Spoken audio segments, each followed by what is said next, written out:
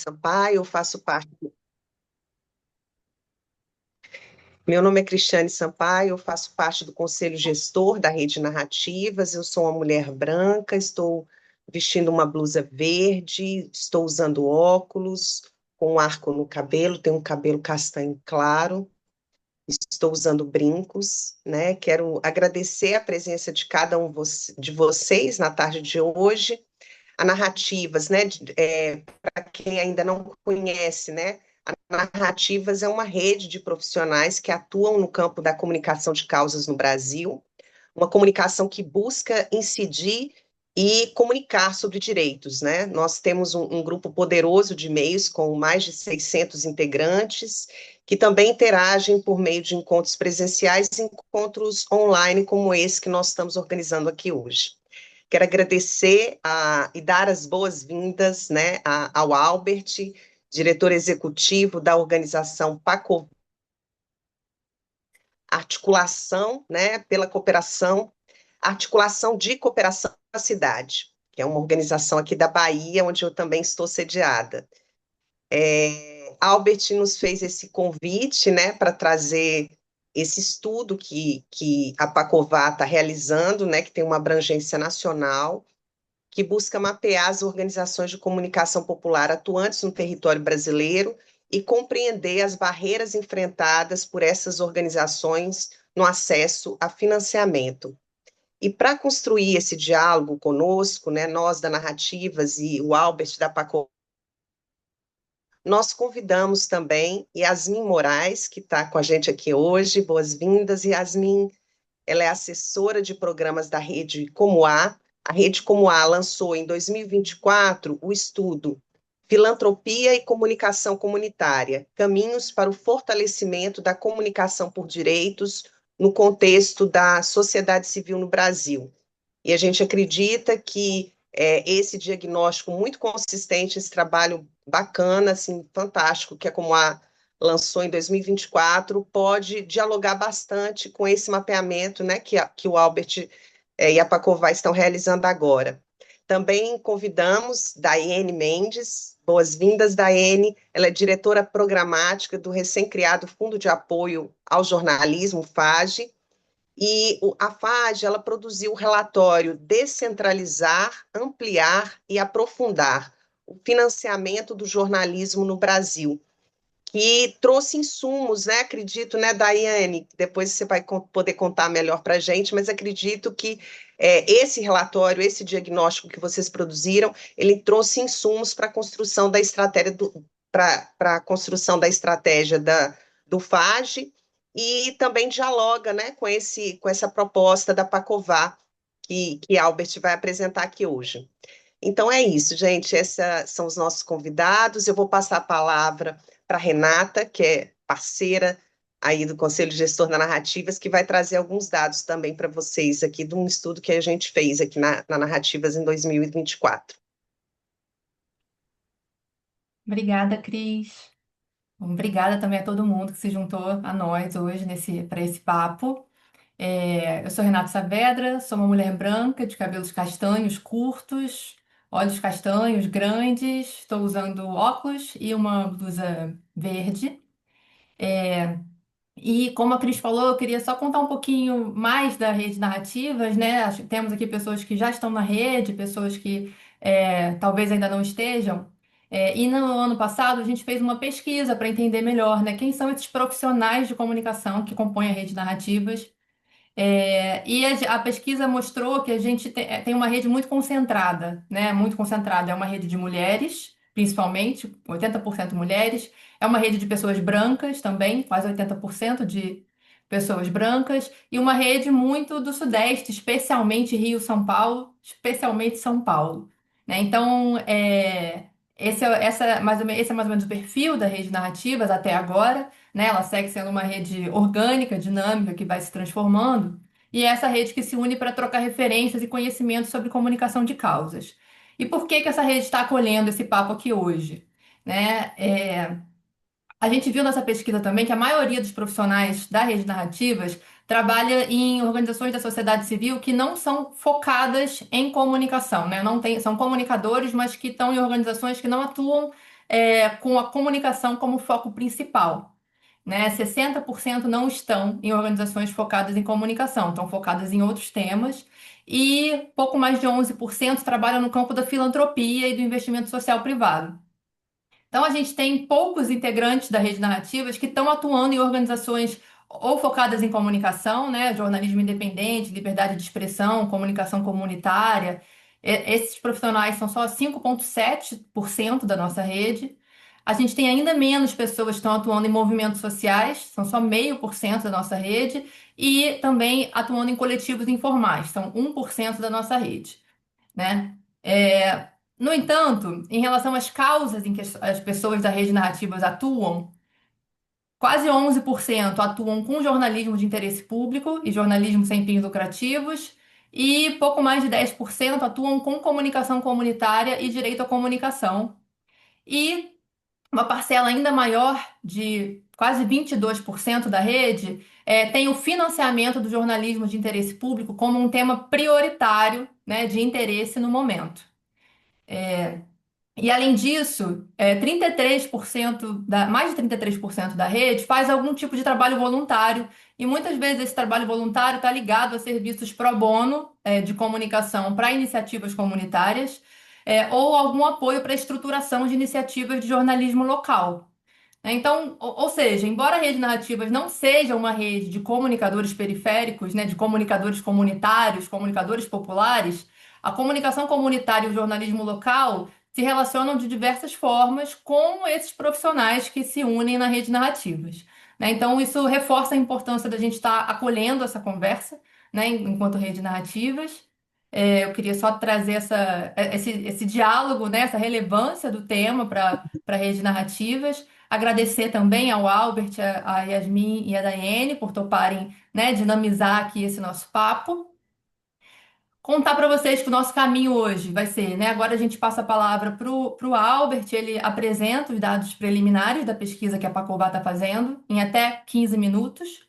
Depois a gente passa para Yasmin e Daiane, cada uma faz seus comentários em até 10 minutos, e depois a gente vai abrir aqui essa roda de debate, né? E aí todo mundo, né, todas as pessoas são bem-vindas para trazer suas impressões, seus comentários, né? A nossa ideia é ter um papo bastante aberto também, bastante tranquilo aqui,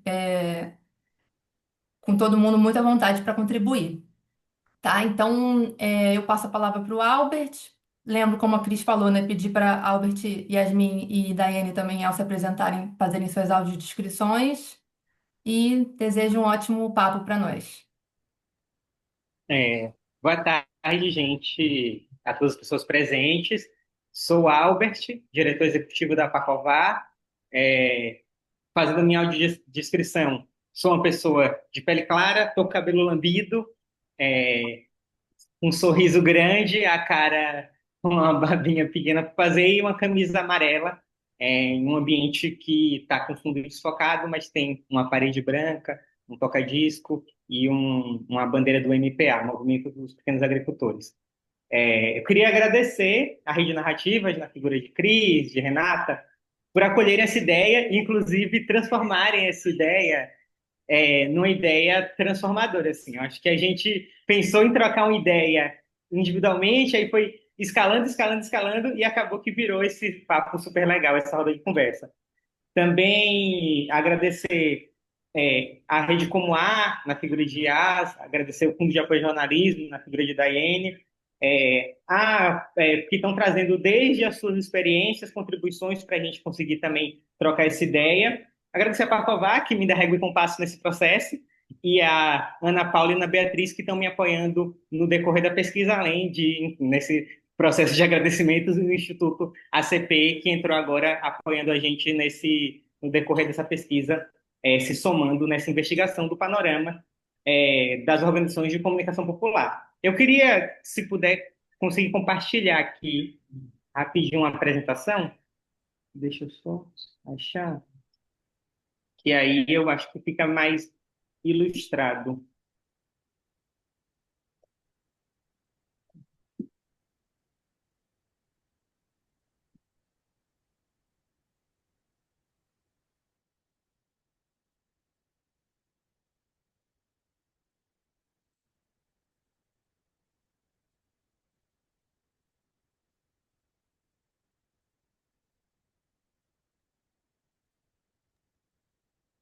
Foi? Estamos vendo a sua tela toda, assim. Agora está indo para a apresentação. Isso. Foi então, né? Foi. Albert, Massa, você pode colocar no modo, se você quiser colocar no modo apresentação. Isso, ótimo. Perfeito. massa, maravilha. Gente, antes eu queria só contextualizar bem rapidinho sobre o que é a Pacovar, e aí vou puxando o fio até a pesquisa. A Pacovar ela é uma organização que nasce ali no final de 2023, a partir do diagnóstico que as organizações de comunicação, de organizações populares em geral, movimentos sociais, organizações de base comunitária, que é o guarda-chuva para a gente falar das organizações, elas enfrentam dificuldades na linha de frente da luta por direitos, e uma dessas dificuldades é o acesso a recursos, o acesso a financiamento, para potencializar suas ações, para poder sustentar as ações na defesa de direitos e da democracia. A Papa nasce e a gente estrutura principalmente três programas. O programa de apoio a organizações populares, do PAOP, onde a gente dá apoio técnico, informativo para as organizações, para fortalecer elas. Um fundo que a gente lançou recentemente, que é um fundo de apoio que a gente tem feito microapoios para as organizações, pensando também nesse fortalecimento e nesse acesso, às vezes o primeiro acesso a financiamento dessas organizações, e o programa de incidência, que é onde a gente tenta produzir materiais e construir em rede incidência no ecossistema para o reconhecimento da potência das organizações populares. E aí, a gente, no programa de incidência em curso, tem uma pesquisa chamada Semear, onde a gente está diagnosticando quais são as dificuldades que as organizações de agricultura familiar e agroecologia têm no acesso a recursos, e essa pesquisa ela vai trazer alguns dados para incidência no campo também, e a pesquisa que a gente vai trocar uma ideia aqui, que é a barreiras ao financiamento para organizações de comunicação popular. Para começar, eu quero contextualizar um pouquinho qual é o conceito de comunicação popular que a gente tem trazido, né? A comunicação popular, para a gente, é uma prática enraizada nas vivências, nos saberes e nas lutas dos povos, comunidades, especialmente trabalhadores, povos indígenas, quilombolas, ribeirinhos, juventudes periféricas, movimentos sociais e organizações de base comunitária.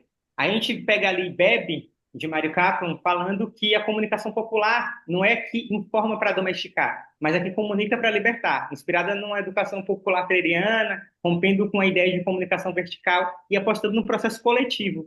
Inclusive, enquanto eu estava me preparando para aqui, eu fui lendo várias coisas, e uma coisa muito interessante sobre a comunicação popular, um termo que eu acho que resume, é que a comunicação popular é um espaço onde quem transmite e quem recebe a informação se confundem. São o mesmo público, diferente da comunicação corporativa, que geralmente parte de um espaço específico, geralmente no sul-sudeste, com uma linguagem específica. A comunicação popular parte desde as experiências dos territórios para comunicar suas potências, as violações, enfim.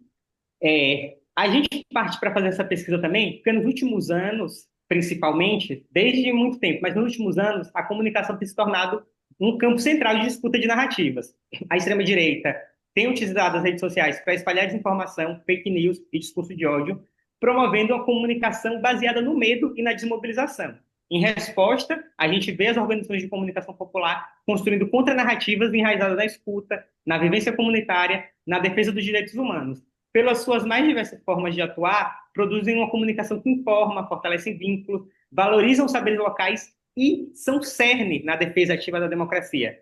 A gente acredita que a extrema-direita tem feito comunicação para desmobilizar, e a comunicação popular tem mobilizado para comunicar, e essa é a grande diferença.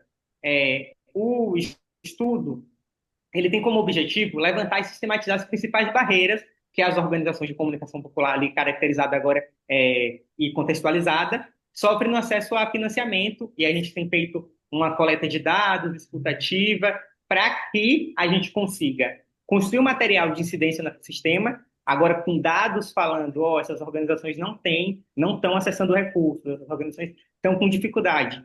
E, ao mesmo tempo, também a gente quer subsidiar um edital construído aqui no âmbito da Pacovar, onde a gente tem feito também um processo. Atualmente, a gente tem recursos, esse edital vai ser com recursos técnicos, disponibilização de recursos técnicos informativos, mas também deixa aberto já esse espaço de incidência, quem quiser se somar com a gente e pensar junto essa construção de fortalecimento.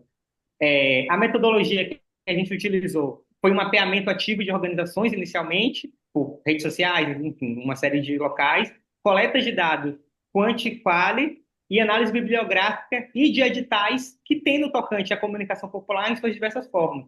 Jornalismo local, comunicação comunitária, enfim. Eu vou trazer aqui os achados preliminares. E aí é importante caracterizar que os achados são preliminares, porque a pesquisa ela está em curso. É um momento ainda que a pesquisa está viva. O material que eu mandei, por exemplo, para o pessoal que ia trocar ideia aqui, a Yasa, a Daiane, Renata, Cris, antes, já flutuou alguns dados, porque o processo ainda, a gente está no processo de coleta, mas assim, na síntese, os dados permanecem parecidos, flutuando alguma coisa ali. Eu queria iniciar trazendo o perfil das organizações respondentes. A gente perguntou qual a forma de atuação delas. Há uma diversidade nessas formas de atuação.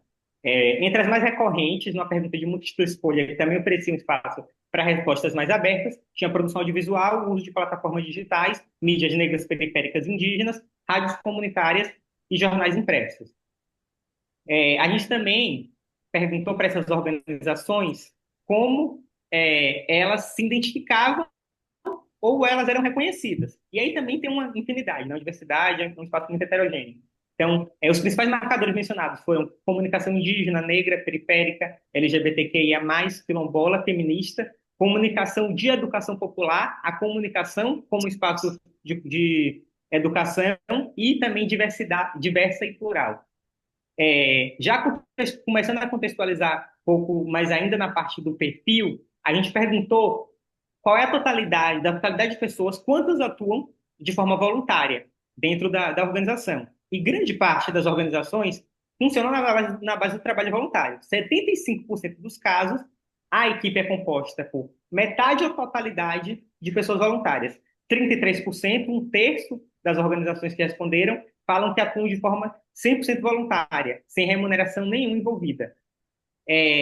Eu também quis trazer, antes de trazer as barreiras, as potencialidades que essas organizações têm feito e como elas têm buscado diversificar recursos para poder se autossustentar e, enfim, conseguir seguir na luta. Apesar dessas limitações, elas demonstram a capacidade de resiliência e criatividade com formas diversas de mobilizar recursos, desde doação de leitores, anúncios de órgãos públicos, editais e apoios de empresas ali de pequenas doações. E aí, chegando na questão dos obstáculos, exatamente. A gente perguntou às organizações se elas consideram que existem obstáculos que impedem elas acessar recursos.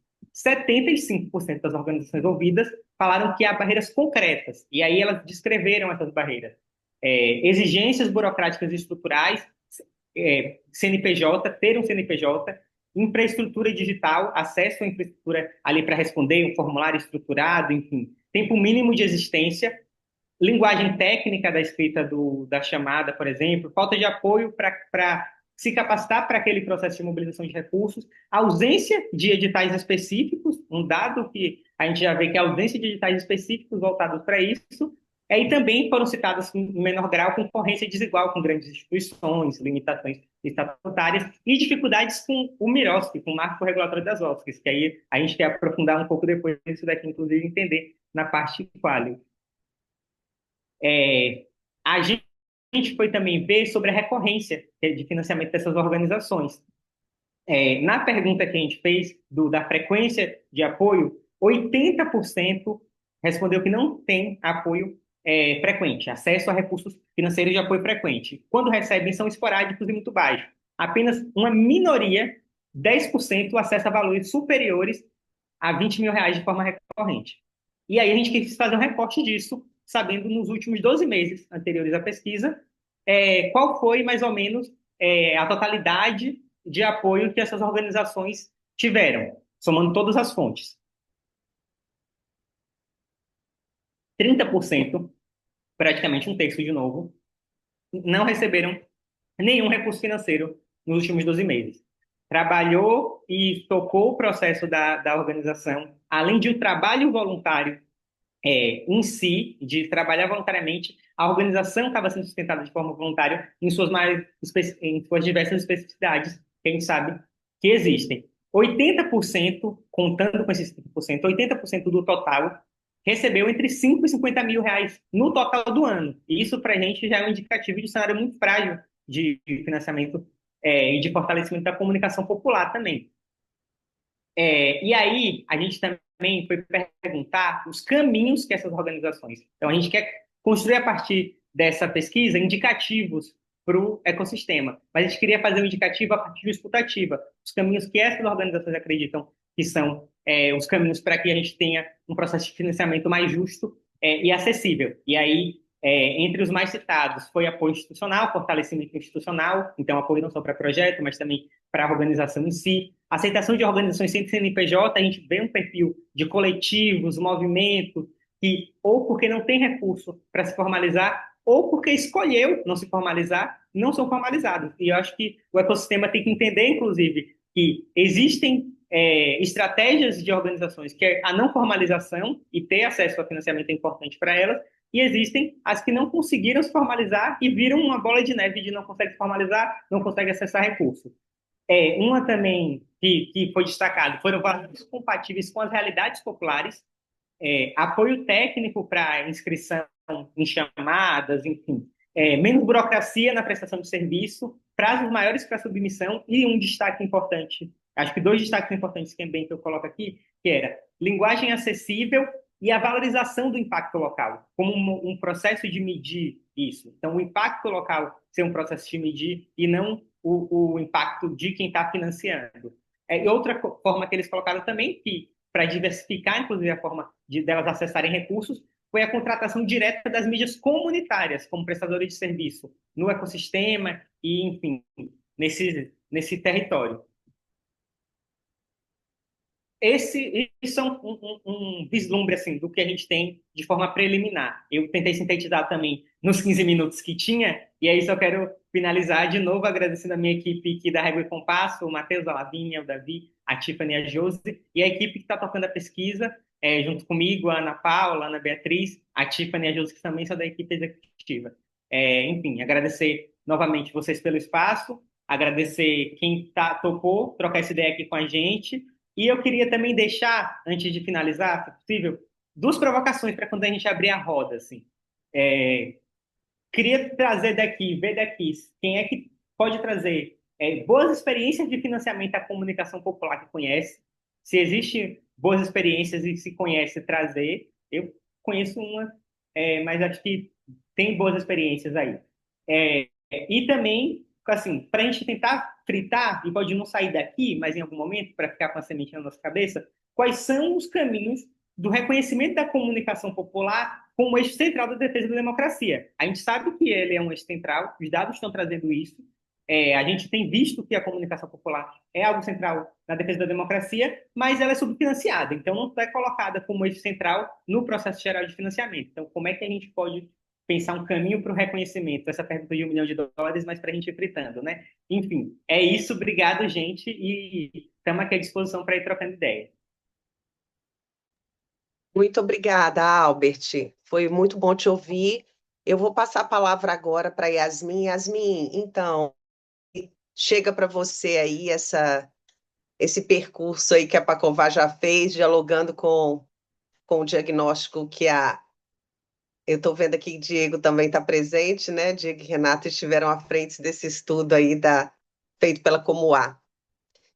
Passo para você, Yasmin.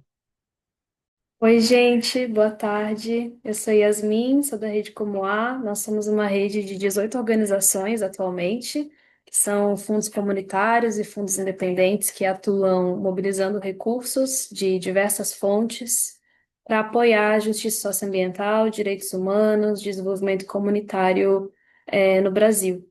E a gente se articula de forma conjunta para fazer incidência no campo da filantropia. Albert, a gente ainda tá vendo a sua tela, eu acho. Ah, pronto, agora sim. Agora eu consigo ver todo mundo. Gente, então prazer para fazer minha autodescrição. Eu sou uma pessoa branca, de cabelo bem curtinho, preto. Eu uso um óculos redondo de metal, tô usando um fone de ouvido branco e um suéter também branco com marrom, amarelo e roxo, meio colorido. É, E, gente, queria começar parabenizando vocês por essa conversa, por estar puxando esse papo, Albert e a Pacová também, por estarem liderando essa pesquisa. Albert fez parte do programa Saberes da Rede Como A no ano passado, então é muito legal ver as coisas se desenvolvendo cada vez mais, se desenrolando, ver a galera da Pacová ainda engajada nos temas, nas conversas com o campo da filantropia. É super importante. Eu estou vendo que a Lua também, que fez parte da turma do Albert, está aqui, então muito legal reencontrar vocês e a gente continuar algumas conversas que a gente tem tido. A minha fala, acho que meus comentários são muito no sentido de reforçar a importância de pesquisas como essa e das evidências que essas pesquisas trazem para nós, os insumos que elas trazem para a gente conversar sobre financiamento para esse tipo de comunicação, né, comunitária, popular, independente e os insumos que elas trazem para a gente fazer pontes, né, com o campo da filantropia, o jornalismo, enfim, outros campos que são importantes também. Como o pessoal adiantou, aqui na Comoa a gente desenvolveu uma pesquisa, que inclusive os autores foram o Diego Coppi e a Renata, que estão aqui, inclusive se vocês quiserem me complementar, gente, fiquem super à vontade. Mas a nossa pesquisa, né, se chama Filantropia e Comunicação Comunitária, Caminhos para o Fortalecimento da Comunicação por Direitos no contexto da sociedade civil no Brasil. Eu vou deixar o link aqui para, caso alguém não conheça, se quiser baixar, é só seguir aí o link. E a pesquisa, eu acho que traz muitas evidências também que a investigação do pessoal da Pacová está trazendo, né? Inclusive, achei muito bacana que as provocações, os achados que vocês estão coletando, vão gerar evidências para o edital. Eu acho que esse é o melhor dos mundos que a gente gostaria de ver, né? As escutas, as consultas se transformando de fato em ações de apoio, de fomento a esses grupos que estão historicamente nessa linha de frente. E eu acho que os achados que vocês trouxeram sobre as barreiras, sobre também os possíveis caminhos, sobre também a criatividade e a resiliência desses grupos, é muito que fica evidente para nós quando a gente observa o histórico mesmo da sociedade civil organizada no Brasil como um todo, e sobretudo aqui falando da comunicação popular. A gente desenvolveu essa pesquisa também na Comoa, muito no sentido de entender que o fortalecimento do jornalismo local e dessas iniciativas de comunicação comunitária são centrais para a defesa da democracia e dos direitos. Então, essas coisas não estão desconexas, né? Como o Albert trouxe diversas vezes, para nós também é isso, assim, a comunicação comunitária tem um papel central na defesa e na garantia de direitos, especialmente para grupos historicamente marginalizados, né? Territórios historicamente marginalizados. E a gente reconhece, então, que há uma necessidade de sensibilizar o campo da filantropia para entender a comunicação como um eixo estratégico na defesa de direitos, e não só um meio para alguma coisa, né? Mas que ela, por si só, cumpre um papel muito importante, a partir do momento em que ela é feita pelo território, para o território e assim por diante. Na nossa pesquisa, a gente fez uma série de análises documentais, de entrevistas semi-estruturadas e também coletamos insumos de rodas de conversa que aconteceram em Brasília, em 2023, com representantes de movimentos e coletivos de comunicação. E para nós, eu vou trazer algumas coisas que se destacaram, que eu acho que dialogam muito com a pesquisa que o pessoal da Pacová está desenvolvendo. Acho que a primeira delas é essa comunicação horizontal que o Albert traz, né, de quem recebe e quem comunica ser, de alguma forma, o mesmo grupo. Então, essa fala a partir do território, sobre o território, para o território, muitas vezes, né? Isso se destaca bastante para nós. É, reforçando esse ponto do fortalecimento da democracia, uma outra coisa que aparece bastante é a importância dessa comunicação no combate à desinformação e fake news, que é uma coisa que a gente vê a extrema-direita usando muito, né, do outro lado. Então, o papel da comunicação comunitária para combater as fake news e a desinformação, para a formação crítica de novas lideranças, para circular informações que foram produzidas pelos próprios grupos, né? Isso é super importante também. E um outro ponto que eu quero destacar é a conexão, da comunicação comunitária com a proteção, de defensores de direitos. Então, a gente acredita que essa conexão entre, por exemplo, o campo da filantropia e o campo da comunicação comunitária pode apoiar redes de comunicadores que muitas vezes ficam isoladas e que, de fato, põem a sua vida em risco, né, quando estão comunicando o que está acontecendo, a realidade do seu território, enfim. Então, daí a importância da gente apoiar de todas as formas, mas aqui reforçando o apoio financeiro direto mesmo a esses grupos, né? Tem tudo a ver também com a sua proteção, com a sua segurança. Eu acho que para acrescentar nos desafios, nas barreiras todas que o Albert trouxe, só para engrossar aqui um pouco mais esse caldo, para a gente pensar se é realidade.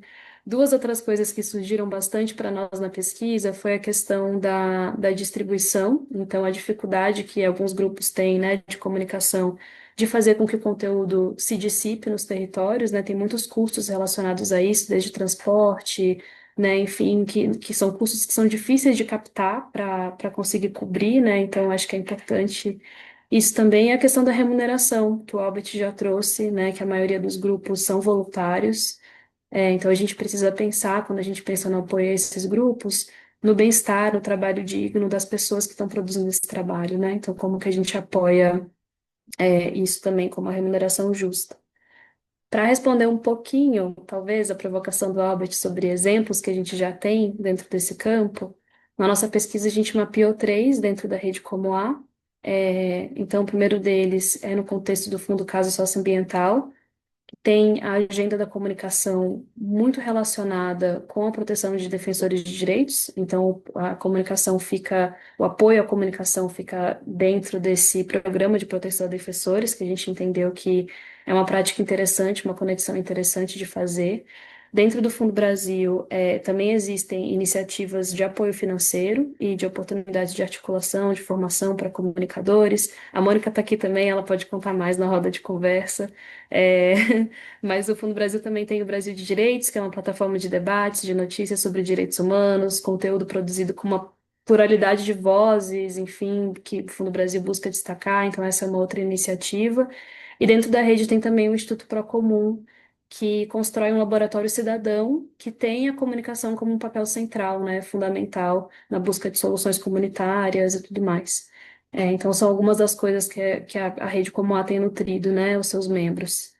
E aí, para finalizar, algumas mensagens que a gente busca reforçar com essa pesquisa e com as conversas que a gente tem internamente aqui na rede, né, e nos eventos que a gente participa, é, é do investimento na comunicação como um fim em si mesmo, a importância dela como um fim em si mesmo, não só um meio para divulgar alguma outra coisa, alguma outra atividade, mas fortalecer a própria produção de comunicação nos processos que ela tem, respeitando a autonomia, a pluralidade dos grupos, né, dos territórios que estão produzindo essa comunicação popular e comunitária.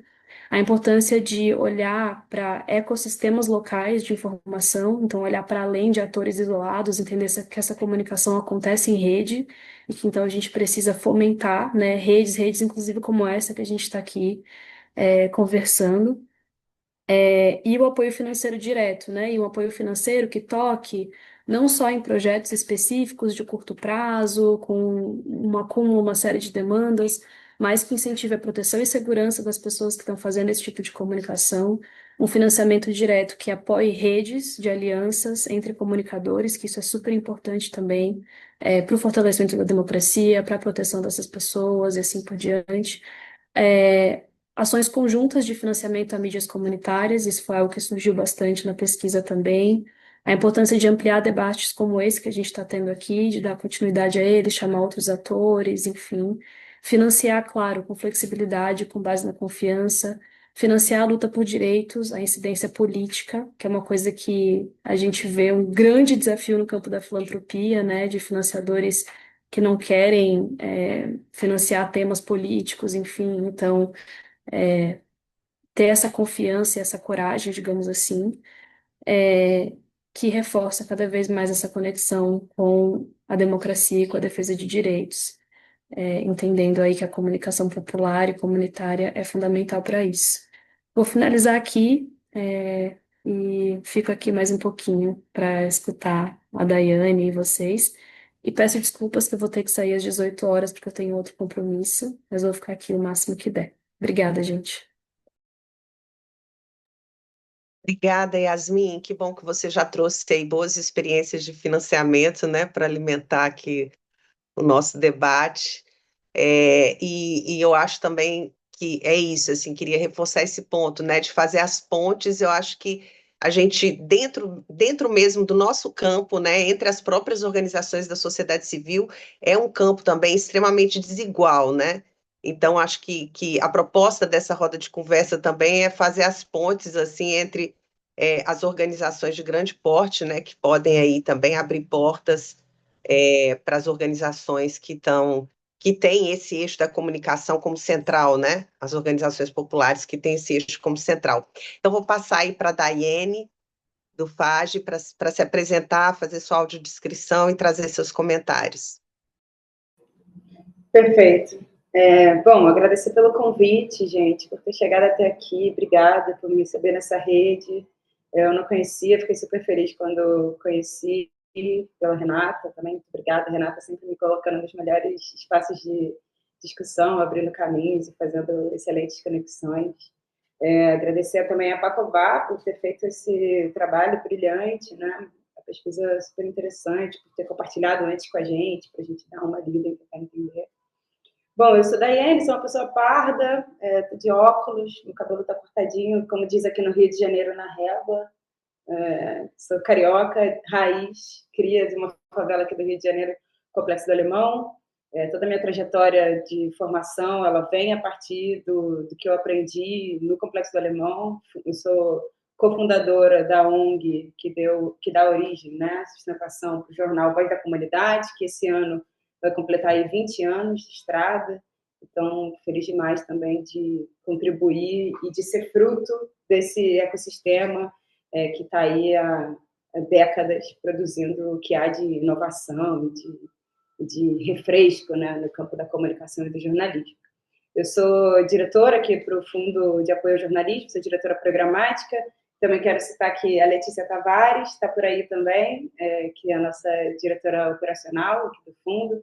O Fundo é uma recém-lançada, a gente tem uma estrutura de diretoria colegiada, somos 3. Eu, a diretora programática, a Letícia Tavares, que está aqui também nessa conversa, é a diretora operacional, e a gente também tem a Carolina Oms, que foi uma das fundadoras da revista Asmina, como a nossa diretora de sustentabilidade e de comunicação. Então, a gente tem esse desafio, né, de surgir como um novo ator para o campo, que também traz essa perspectiva diferente de gestão colegiada, né? Então, muitas alegrias e também desafios colocados nessa experiência. Então, a gente está muito feliz de conduzir ali com toda a responsabilidade e urgência que esse papel nos exige. Bom, vou falar um pouquinho do fundo e depois eu vou comentar. Também fiquei super provocada pela fala da Yasmin e do Albert, as perguntas que ele fez, que ele lançou, enfim, estou muito afim de conversar com vocês hoje. Vou falar um pouquinho do fundo, né? O Fundo de Apoio ao Jornalismo, ele é o resultado, assim, né? Na verdade, ele é a resposta para um movimento da comunicação popular, independente, comunitária, jornalismo, que historicamente pediu por recursos para esse campo. Então, né, de maneira inovadora, reúne-se alguns atores da filantropia internacional que atua no país e deposita uma quantia de recursos, né, articulado por algumas organizações da sociedade civil, ali, organizações também como a AJO, como, enfim, outras várias organizações que contribuíram com o processo de construção do fundo em alguma etapa. O fundo ele foi um processo longo, considerado em alguma medida, de escuta. Foram 2 pesquisas, uma pesquisa qualitativa, uma pesquisa quantitativa, um pouco para entender qual que era a demanda do campo, né? qual que seria o destino do recurso construído e como ele deveria operar em alguma medida. Então, quando a gente chega para o fundo, a diretoria colegiada, a gente tem uma série de recomendações descritas de como a gente deveria, né, seguir para distribuir esse recurso, já baseado nesse processo de escuta realizado ali 1 ano antes da nossa chegada. Então, o Fundo de Apoio ao Jornalismo, ele surge para fortalecer ecossistemas de jornalismo, e a primeira rodada de apoios, que eu acho que é muito simbólico do campo, ele se destina a organizações que produzem jornalismo local. Então, o fundo foi lançado em março, no dia 20, e no dia 24 a gente lança o primeiro edital. 4 dias depois do lançamento oficial do fundo, a gente já lança o primeiro edital para fortalecer organizações de jornalismo local. um pouco diferente dos tradicionais recursos disponíveis para o campo, o Fundo de Apoio ao Jornalismo, ele coloca para a audiência, né, para o nosso campo, ele coloca a oportunidade de apoios institucionais, né, e apoios que não são pontuais, um apoio institucional que se renova por até 3 anos. Então, o fundo vai apoiar nessa primeira rodada até 15 organizações, com apoios renováveis por até 3 anos e apoios que chegam até R$ 150 mil, a depender da organização, do perfil, do formato, do dialatura. Uma série de requisitos. O edital fechou há pouco tempo, agora, há uma semana, e a gente está na fase de qualificar, de organizar e de fazer o processo de seleção, que vai ser executado em 2 etapas. Uma etapa com um comitê externo, selecionado com pessoas de diferentes regiões do país, com experiências diferentes também, para contribuir com o desafio que é selecionar organizações de jornalismo local. Como a gente falou aqui, é difícil trazer elementos que digam, isso é ou isso não é. Então, toda vez que a gente fala sobre isso, alguém me pergunta, mas qual é o conceito, então, do jornalismo local que vocês definiram para aceitar ou não as propostas? E aí a gente resolveu isso com uma simples questão, que é uma pergunta no formulário. O processo foi super simplificado, era simplesmente um formulário do Google, e as organizações responderam. E para a gente resolver essa questão, a gente colocou uma pergunta simples. A sua organização se identifica como uma organização que produz jornalismo local? Sim ou não? Se a organização diz que sim, pronto, ela produz jornalismo local. Não sou eu que vai dizer que ela não faz jornalismo local, nem eu, nem a Letícia, nem a Carol, e nem, né? Então, a organização que produz jornalismo local, ela vai, a organização que diz que produz jornalismo local, ela vai ser analisada dentro do conjunto de organizações para compor essas 15 organizações que vão ali participar desse processo de 3 anos de apoio institucional. Além disso, é importante dizer que o fundo ele vai atuar em 3 áreas, né, específicas. Uma área é o apoio direto a essas organizações.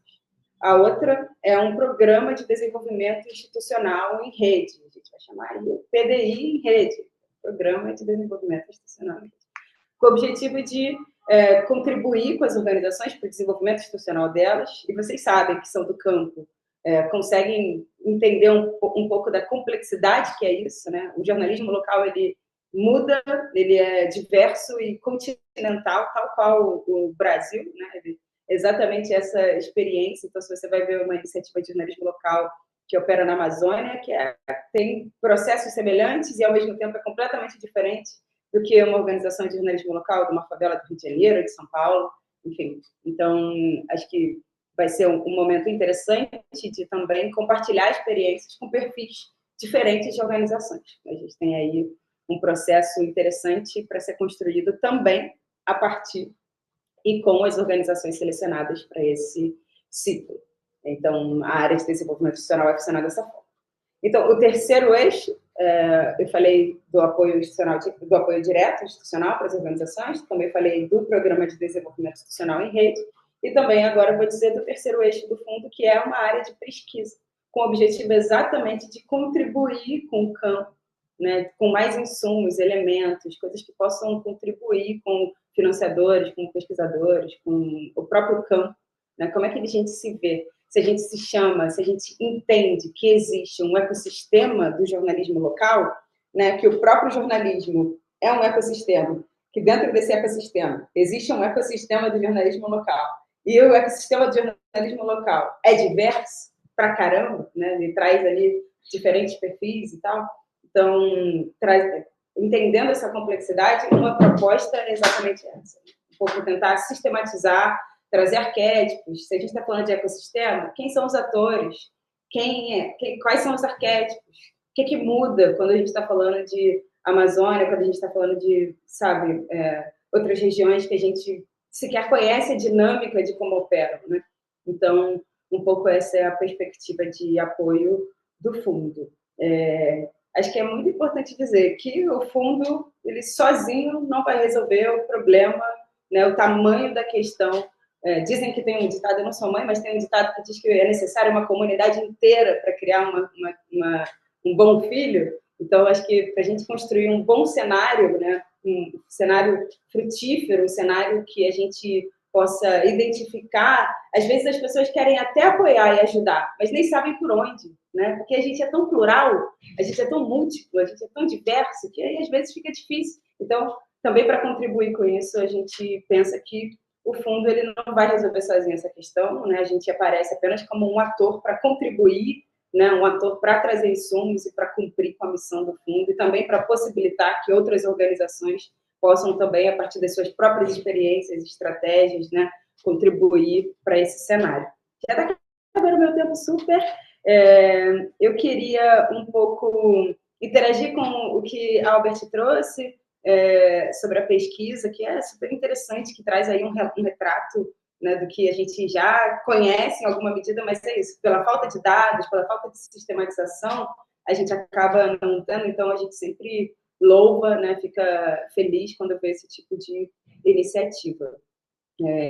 Eu acho que, assim, pelas duas provocações que a Albert trouxe, né, está relacionado ali um pouco às boas experiências de apoio à comunicação popular, e aí eu me lembrei aqui, inclusive, dessa que contribuiu para a construção do relatório da Rede Como A, que foi aquele edital que foi do Fundo Casa, né, que foi super interessante, fizeram antes uma rodada para escutar o campo, e isso gerou, né, a Renata estava aí participando diretamente com esse Yasmin, todo mundo está aí balançando a cabeça, significa que muita gente participou desse processo, e é isso mesmo, e a gente vê que os processos são bem-sucedidos quando muitos atores, né, participam desse processo, né, e outra coisa que fiquei pensando um pouco na iniciativa PIPA, que também está produzindo uma série de guias, uma série de coisas tão legais, assim, que contribuem para os financiadores, ou mesmo para o campo, né? Para a gente se identificar e dizer, isso tem a ver com a minha realidade, ou não, isso não tem muito a ver, acho que eu estou em outro cenário, acho que eu me articulo com outro tipo de organização,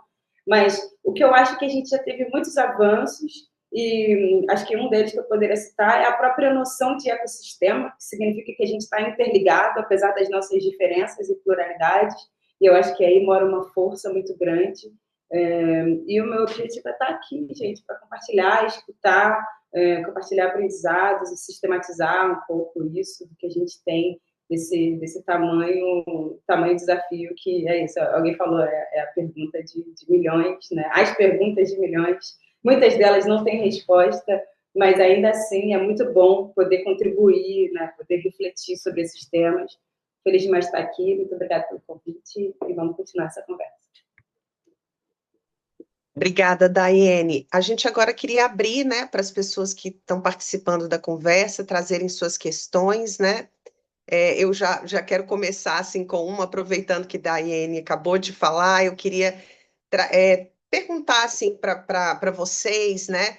Como que é esse ecossistema de jornalismo local, independente, ele dialoga com organizações de comunicação popular? Se essas conexões se dão, assim, nesses diagnósticos que vocês fizeram, que antecederam a criação da FAGE, vocês identificaram esse tipo de conexão? Queria também escutar do Albert, assim, desse processo que eles já iniciaram, né, de estudo, como que esses atores, né, que ambos fazem parte desse ecossistema, dialogam. Já trago essa pergunta, mas queria ver se tem outras pessoas para a gente fazer uma rodada de perguntas e depois escutar vocês de novo. O que vocês acham?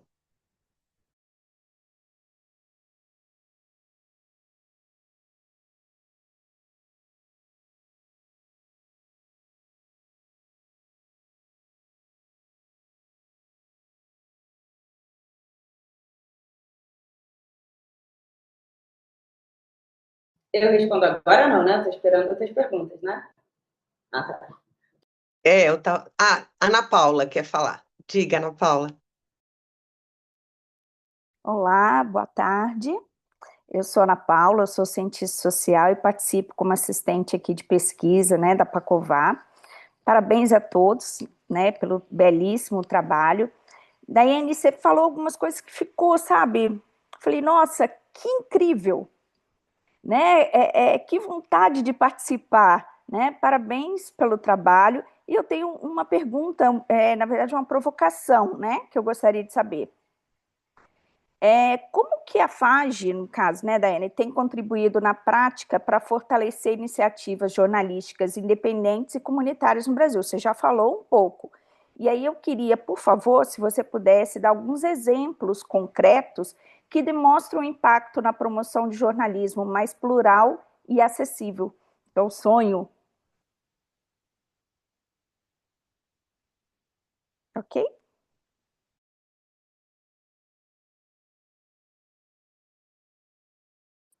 A gente espera uma rodada? Como que faz? Sim. Vamos esperar. Tem mais alguém? Eu posso? Sim, Luana. Oi, pessoal, boa noite. Eu sou a Luana. É, Acho muito legal todas as contribuições que vocês trouxeram. Eu admiro muito o trabalho de todos aqui, sobretudo de Yas, de Albert, de Daiane também.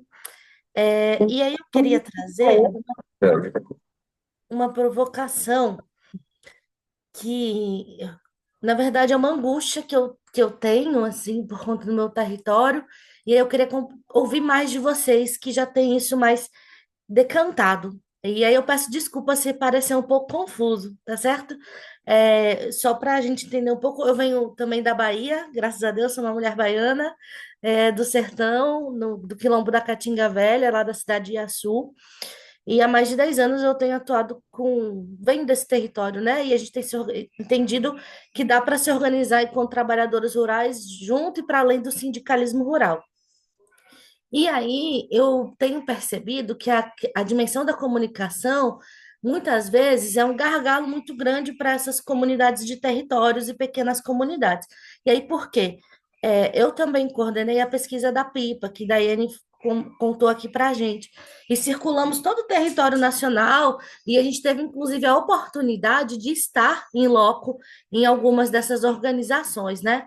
E aí a gente teve o privilégio de conhecer muitas delas. E a comunicação, ela tem um papel central na produção do que é feito e da organização ali do que é feito para poder dialogar, sobretudo com investidores. Quem tinha uma boa comunicação conseguia captar algum recurso. Ainda assim, aquelas que captavam menos de 5 mil por ano. Aqueles que não conseguiam uma boa comunicação, aí o que eu estou chamando de uma boa comunicação aqui, nessa sala cheia de comunicadores excelentes, misericórdia, né? Mas muitas vezes era assim, um gargalo muito grande que eu lembro, quando a gente chegou lá no Quilombo do Arapemã, lá em Santarém, do outro lado do rio, eles não conseguiram a Aldir Blanc, que foi um dos, por exemplo, os editais mais desburocratizados que tinham, um edital de cultura muito massa, porque eles não tinham um portfólio, né? E aí, ao mesmo tempo, eles eram artistas locais que comunicavam também através de sua arte, né, sobretudo da música, muito das suas atividades. Aí eu fico pensando também qual é o trabalho que a gente pode desenvolver nos territórios e as organizações que já se intitulam como organizações de comunicação, para comunicação, com comunicação, de um entendimento, inclusive, de reconhecimento desses outros territórios, de apropriação dessas linguagens e de que elas também atuam com comunicação e que elas podem disputar esse lugar, né, da comunicação e qual outros rearranjos podem ser produzidos a partir dela. E aí eu estou pensando, não só uma comunicação dessa que vai produzir o portfólio, mas também dessa comunicação que já é feita para articular o próprio território e garantir a vida das pessoas todos os dias ali. Eu não sei se eu fiquei muito confuso, mas se vocês conseguiram entender, porque eu acho que é uma estratégia importante, sobretudo quando a gente vai pensar. Um monte de gente pensa, né? Um monte de oficina de fortalecimento institucional. Aí vai lá, vamos falar de teoria da mudança, vamos falar de plano de ação, planejamento estratégico. Mas antes desses nomes aí, as pessoas lá já fazem tudo isso, só não chamam disso. E a comunicação também, né? Como que se estabelece? E eu acho que a maior riqueza desses territórios é a comunicação popular dessas pessoas. Mas será que elas estão chamando isso de comunicação popular? Como que a gente faz esse movimento de apropriação desses termos dos territórios, sobretudo para conhecer a FAGE, conhecer a Pacová, e entender que elas podem, sobretudo, acessar esses recursos, sejam eles de R$ 1.000 ou de R$ 150 mil. É isso. Obrigada. Maravilha, Luana, ótima contribuição. Vou passar aí para os nossos convidados.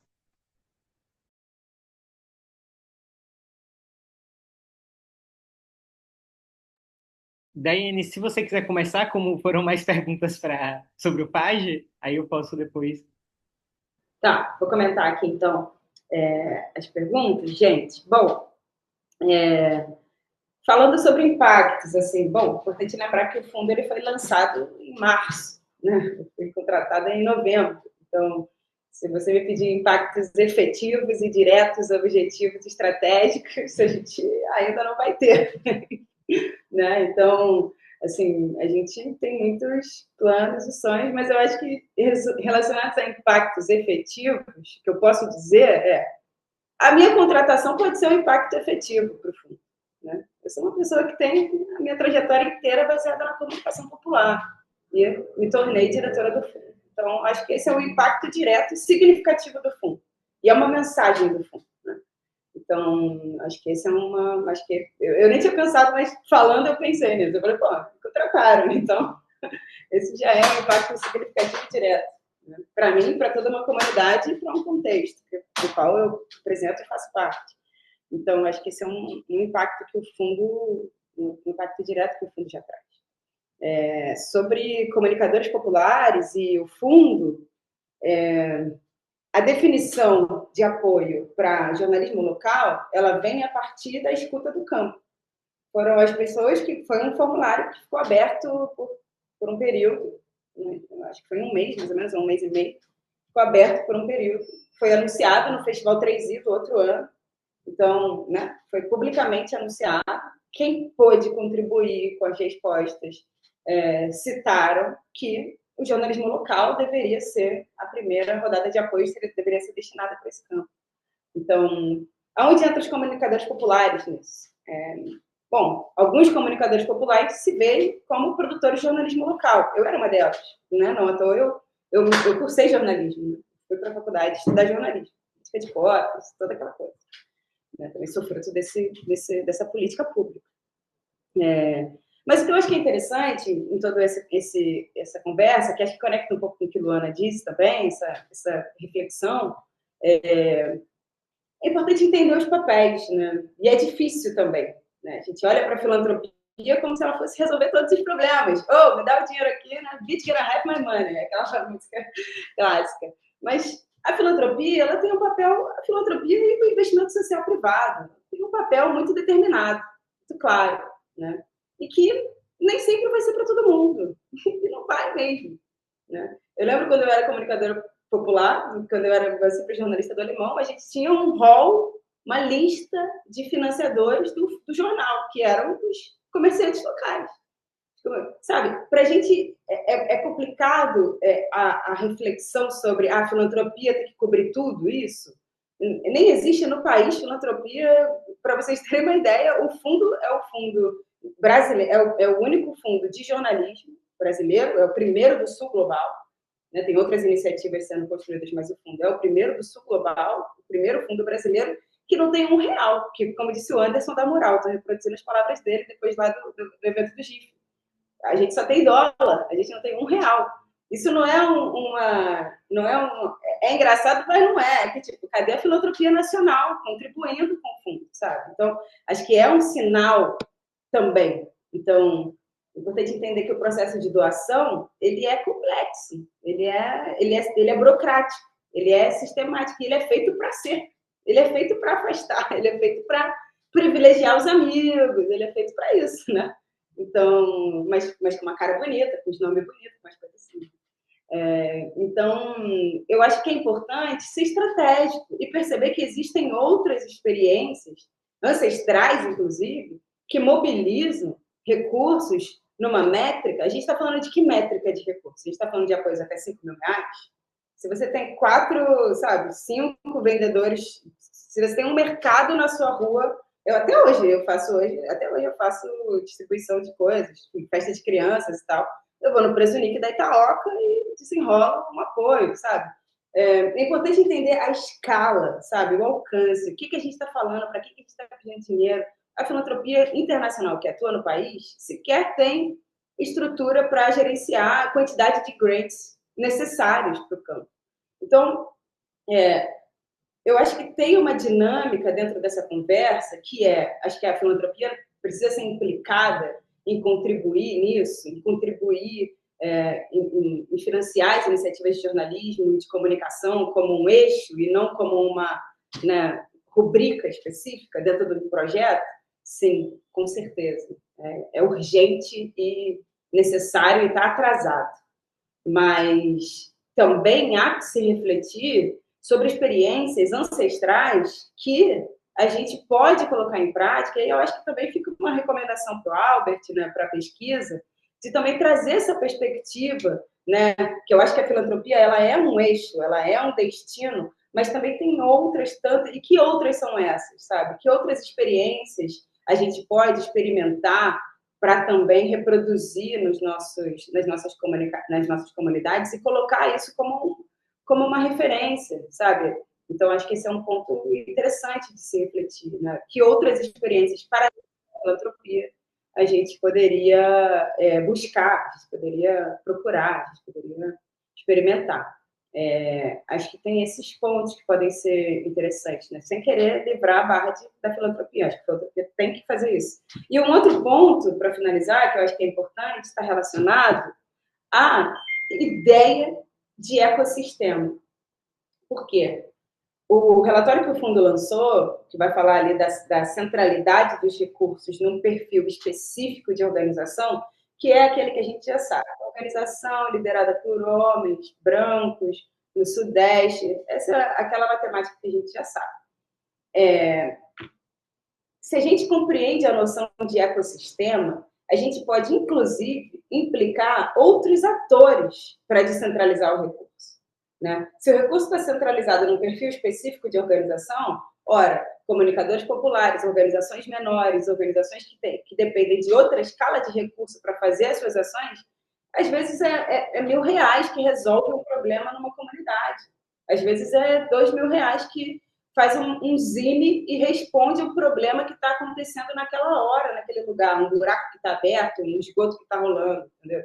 Então, eu acho que tem várias outras ferramentas e a perspectiva de ecossistema contribui exatamente para isso, para a gente implicar outros atores, né, e demonstrar que o compromisso da comunicação comunitária, da comunicação popular, ela é de todos nós, inclusive nós individualmente, né? Então, às vezes a gente fica assim, esse problema aí a filantropia tem que resolver, esse problema aí outra pessoa tem que resolver. Mas, às vezes, a gente também pode se mobilizar em direção a algumas ações que podem ser diretas e específicas, né? E sistematicamente olhar para a perspectiva de ecossistema e implicar todos os atores, né? Então, envolvidos nesse campo. Eu acho que é um pouco isso, a reflexão. Eu estou falando e pensando com vocês, tá, gente? Eu vou responder rapidinho. Primeiro, para não ser redundante, que eu acho que a Daiane trouxe muita coisa interessante. Segundo, para ver se dá tempo ainda da Mônica fazer a pergunta. Então, eu acho que a primeira coisa, essa questão do jornalismo local e comunicação popular, eu acho que a Daiane já trouxe, e é isso, assim, dentro, uma categoria ali dentro da comunicação popular que as pessoas responderam foi o jornalismo local. Então, se reconhecem ali. Então, esse diálogo do jornalismo local e da comunicação popular é fazer jornalismo local também como um eixo. Pelo menos foi o que a gente conseguiu mapear um pouco nesse processo. E eu acho que essa questão da angústia que Lua tinha colocado, né? Sobre esse processo ali no território, enfim, e da comunicação. Eu acho que tem, assim, a gente tem aos poucos surgido, e a gente tem tentado ser, por exemplo, o Pacová não estou nesse processo, e eu não sei se eu entendi exatamente, mas se não for, você me corrija, mas de trazer o debate de esse apoio na comunicação não ser só uma aceleração. Eu lembro que quando a gente estava no Saberes, Dai tinha falado que as pessoas já querem desacelerar, de tanta aceleração que tem. Então, não ser uma aceleração, mas a gente tem tentado fazer processos concretos aqui, onde a gente mobiliza voluntários que têm tempo e disponibilidade e alguma expertise ali dentro desse processo da comunicação, para poder ficar disponível para uma organização num processo de, ao mesmo tempo que apoia a forma, Então, faz um processo formativo, mas também apoia diretamente, porque esse apoio diretamente fazendo, às vezes é o necessário naquele momento, e, enfim, a gente vai se desenvolvendo, aprendendo como comunica ali, a gente comunica, como sindicato de trabalhadores rurais comunica, como associação de trabalhadores rurais ou associação de bairro comunica, mas também incorporando, eu acho que construindo em conjunto. Eu acho que a gente tem, assim, eu acho que tem que surgir mais iniciativas pensadas nesse sentido, mas eu acho que tem surgido e a gente tem tentado construir isso. Acho que as outras coisas, acho que a Daiane trouxe bastante. Eu acho que trazer essas perspectivas de outras experiências, eu acho que a gente, inclusive, tenta mapear no processo, né? A gente pergunta quais são as formas resilientes e criativas que as organizações mobilizam recursos. Eu acho que o nosso estudo tenta trazer um pouco qual é o papel da filantropia especificamente, assim, qual é o que é a filantropia, como é que é a filantropia, qual é o vácuo da filantropia. A gente traz as potências, assim, 30%, um terço trabalha voluntariamente 5%, 80% não recebe recurso recorrentemente, mas tem organização que está respondendo ali que existe há 30 anos. Então, assim, pô, tem uma matemática aí, a gente só tem pensado também. Eu acho que é o que todo mundo falou aqui, né? Que pensar o papel, qual é o papel da filantropia, especificamente tentar tocar ali na filantropia brasileira, inclusive. Eu gostei do. Gostei não, é triste, né? Eu não, não temos um real. Porque é difícil, assim, a filantropia brasileira não ter se mobilizado, e acho que o material também é pensado para tocar na filantropia brasileira, né? Falar dos vácuos, enfim, a gente vai tentando. Se acontecer agora, enfim, foi. Se não, a gente está tentando, vai tentando, batendo, batendo, batendo, até um momento que a gente vai construindo em conjunto nesse ecossistema.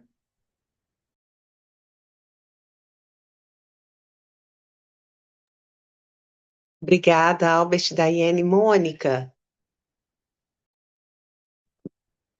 Eu vou falar três frasezinhas e vou fazer a pergunta que está aqui me pinicando. A primeira coisa, eu quero responder à provocação do Albert lá. Agradecer as falas de vocês, foi muito massa. Tá muito massa encontrar tanta gente conhecida e que eu admiro demais o trabalho aqui nessa roda.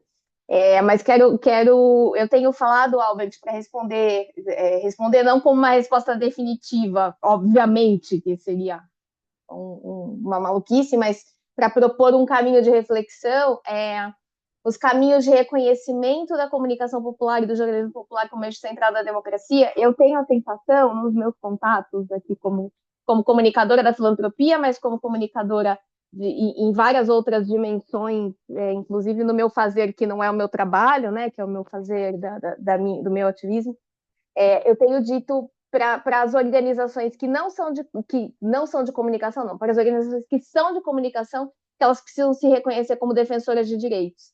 A Yasmin comentou aqui, a Yasmin não está mais aqui com a gente, mas ela comentou, também não tem muito financiamento para a defesa de direitos, mas se você está em mais de um campo, você amplia as possibilidades de conseguir recursos. E aí, falando aqui do lugar da organização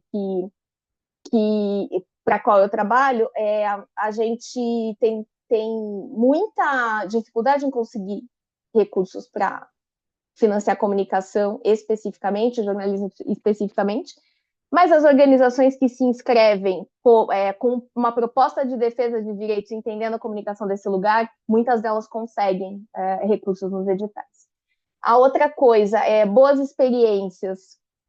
Eu tenho visto que o trabalho em rede é um pouco óbvio, mas fortalece essa busca por recursos e por apoio. Eu conheço de perto uma experiência que estou aqui falando por terceiros, até se a narrativa quiser convidá-la em algum momento para falar também, a Elaine Silva, do Alma Preta, uma das diretoras do Alma Preta, ela também mobiliza uma rede que coletivamente se reúne para chegar nos números necessários para se pleitear, por exemplo, nos números de audiência de entrega necessários para se pleitear financiamentos do governo, publicidade do governo e de empresas também, enfim. É uma rede com fins de lucro, tá? Ela não é uma rede sem fins lucrativos, mas é uma baita de uma experiência legal para carregar esses recursos públicos ou privados para iniciativas de jornalismo comunitário e popular e comunicação também, de onde vem a minha pergunta, tanto para o FAGE quanto para a COVAR, Vocês estão pensando em disputar recursos públicos? Eu acho que a gente, no campo da comunicação do jornalismo, disputa pouco ou quase nada os recursos públicos e vamos nos lembrar, os governos financiam as iniciativas de jornalismo e comunicação com fins de lucro o tempo todo, via publicidade, via uma série de coisas, via até publicando editais públicos em jornais, esses aí que não param de perder circulação também. Então, é isso que eu queria saber de vocês. Vocês estão pensando em caminhos para fortalecer essas comunicações e esses jornalismos para disputar recursos públicos e privados? Quer começar daí, eu começo? Posso começar? Tá. Tá, eu acho que é um outro terreno também, né? Que a gente não tem refletido tanto. Eu acho que o terreno dos recursos públicos são um terreno que é o terreno do possível, mas me lembra também uma troca de ideia que a gente estava tendo é, no, na atividade, Cris. Eu não me lembro o nome da atividade, na época do Fórum da Internet. Do Alafeleb, Uhum, na atividade na Lab. Caminhos contra o Racismo Online, workshop. Aham. Que a gente estava trocando ideia e falando, inclusive, desse acesso, essa dificuldade de acesso aos recursos no ambiente do poder público, pensado por uma série de desafios, inclusive o desafio do reconhecimento do espaço ali da comunicação popular, e aí eu acho que é um caminho. Ao mesmo tempo, da tentativa de construir esse processo de busca de recursos públicos e também de incidência também, uma incidência política ali agora, mas esse é um desafio que eu acho que a gente tem que amadurecer também, e uma boa provocação, sobre esse processo de incidência política também, de ciência política, no caso, porque eu lembro que desafios colocados reais era a falta de reconhecimento de, por exemplo, o jornalismo territorial, então, o jornalismo que é um jornalismo que cabe anúncio governamental, uma série de movimentos que dão para ser feitos a partir do poder público. Mas, enfim, acho que o que eu tenho de bagagem assim agora para pensar um pouco disso do poder público, acho que construir em rede incidência política, a quem tem mais voz ou é mais ouvido pelo poder público, inclusive, começar a pensar em rede coletivamente esses espaços, mas todos nós, né, tentar construir esse processo de incidência no poder público. O Daiane, antes de você responder, eu queria aproveitar e complementar essa questão que a Mônica trouxe, porque eu queria te ouvir um pouquinho sobre exatamente isso. Era uma das questões que eu queria trazer aqui sobre essa incubadora de soluções para o jornalismo negro, periférico independente, que a SECOM, né, lançou junto com o Ministério da Igualdade Racial, né, que vai realmente, que tem essa previsão aí de um investimento de 15 milhões, né, onde, novamente, eles vão fazer uma pesquisa e um diagnóstico e vão fazer projetos pilotos, né, investindo aí em projetos de mídias digitais. Eu queria também te ouvir um pouco sobre o que você acha dessa iniciativa, como é que isso reverberou aí junto a outras instituições com as quais você dialoga. Você me deixa de bom. Não, acho que são perguntas importantíssimas, assim. Bom, eu tô indo para Brasília amanhã, inclusive, então se vocês têm contatinhos lá, já manda mensagem, fala, a Dai tá aí, escuta ela. Eu tenho uma série de experiências. Eu acho que o fundo se coloca numa posição de escuta, de articulação. Eu acho que é super importante. A gente, né, ao mesmo tempo que a gente está andando, a gente está trocando a roda. Então, para responder objetivamente a pergunta da Mônica, se a gente já tem uma diretriz específica para isso, sobre se vai aceitar investimento social privado, qual deles, né? Se a gente vai aceitar do governo, qual, de que lógica, eu acho que isso está sendo construído internamente com o fundo, né? A partir dessa diretoria que chega com uma missão muito específica, que era colocar o edital na rua, né? E selecionar as organizações. E eu acho que muito dessas diretrizes vão ser construídas também a partir da seleção dessas 15 organizações, que a gente entende que vai ser uma fração, bem pequena, mas uma fração desse ecossistema, né, local do Brasil, né, em termos de jornalismo local. Então, eu acho que, na minha opinião, se você perguntar pessoalmente para mim, eu acho que sim. Eu acho que a gente tem que disputar esses recursos que eles estão colocados aí. Eu acho que também é uma forma de proteger as organizações locais e receber e fazer esse recurso chegar até elas, que são tantas barreiras, né? E aí, um pouco interagindo, uma pergunta que eu escrevi aqui quando eu estava ouvindo o Albert falar na pesquisa, era exatamente isso, assim, será que toda organização vai ter que ter um CNPJ, vai ter que ter um contas a pagar, vai ter que ter, sabe?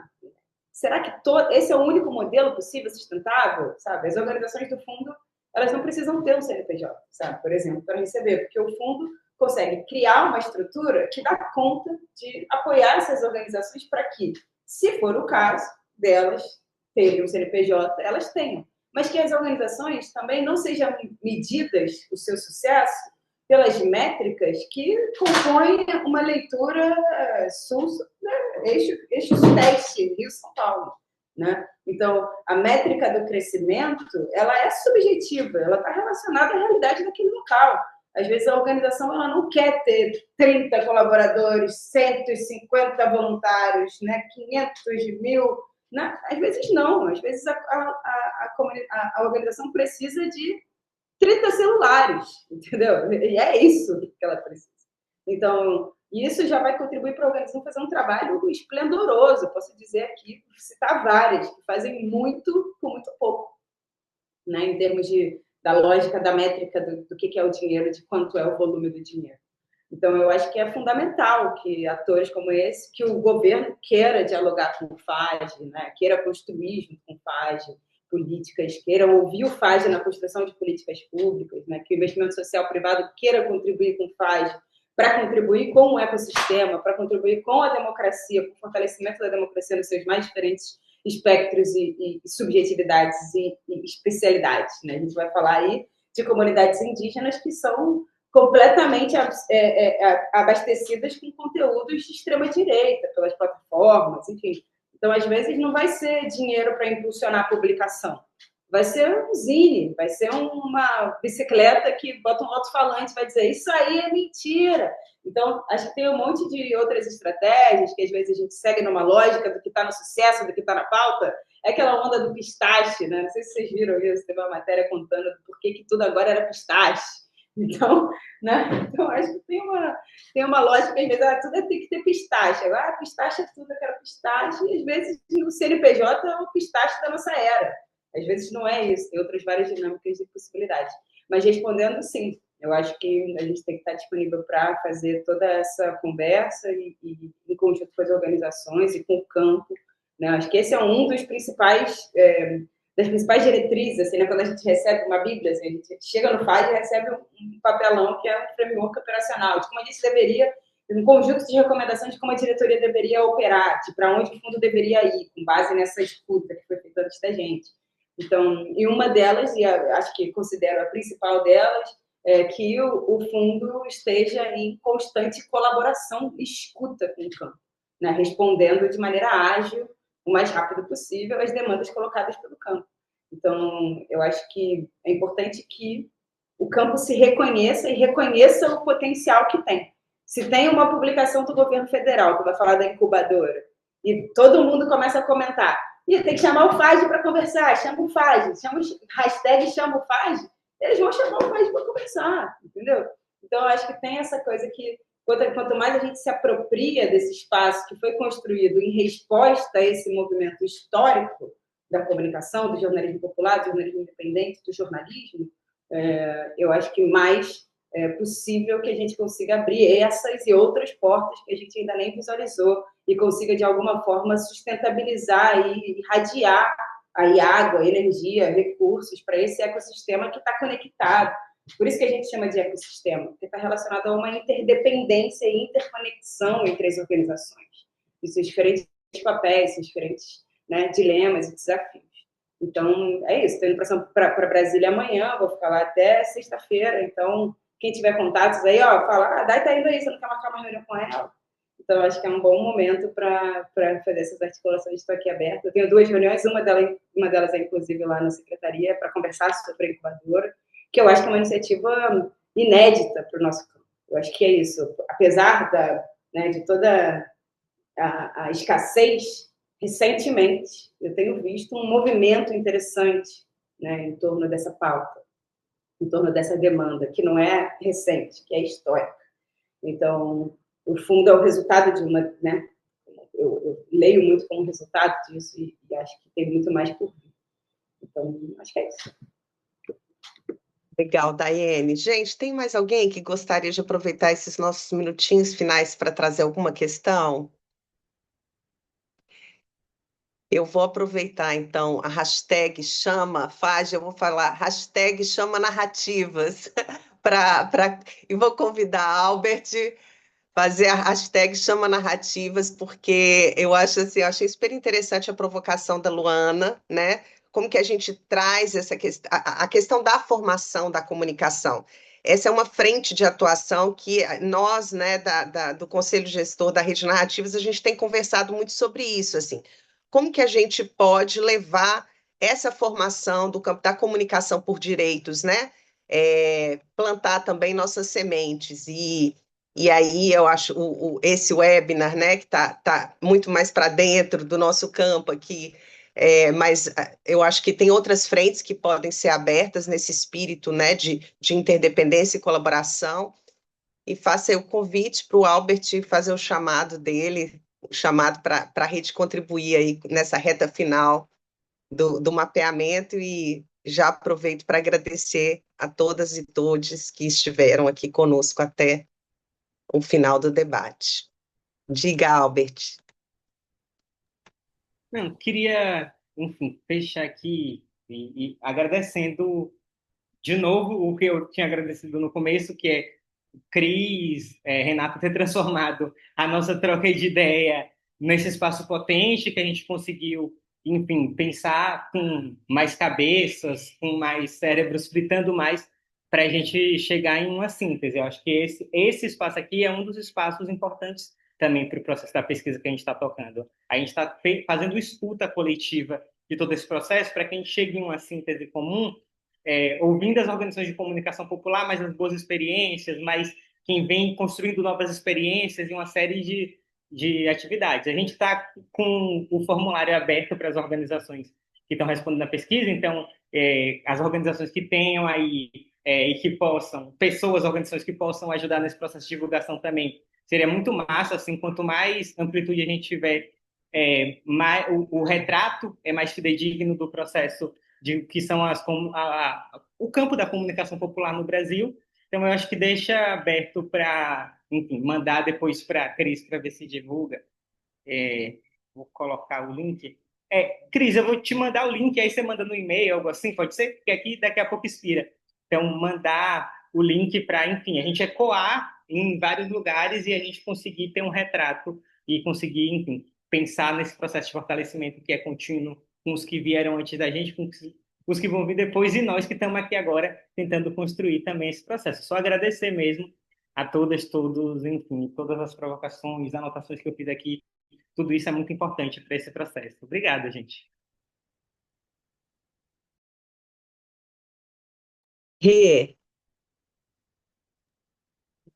Só agradecer também e dizer que eu acho que essa é uma primeira conversa de outras, né? Assim, que dá para abrir espaço aí. A gente ficou muito feliz de saber que nesse papo também a gente estava conectando pessoas que não necessariamente se conheciam antes. E é isso, tem muito pano para manga aí, mas acho que da mesma forma que a gente está falando, né, que a comunicação popular é aí um ecossistema muito, muito diverso, muito heterogêneo, a gente também está vendo que, né, também somos parte de um ecossistema diverso que está olhando para isso e interessado em fortalecer, em direcionar mais recursos. Então, que a gente também, né, se estreite os nossos laços aí, junte as nossas informações para conseguir responder aí à altura, né? Ou dentro do que a gente puder. É isso. Obrigada, pessoal. obrigada, gente. Até a próxima. Obrigado, gente.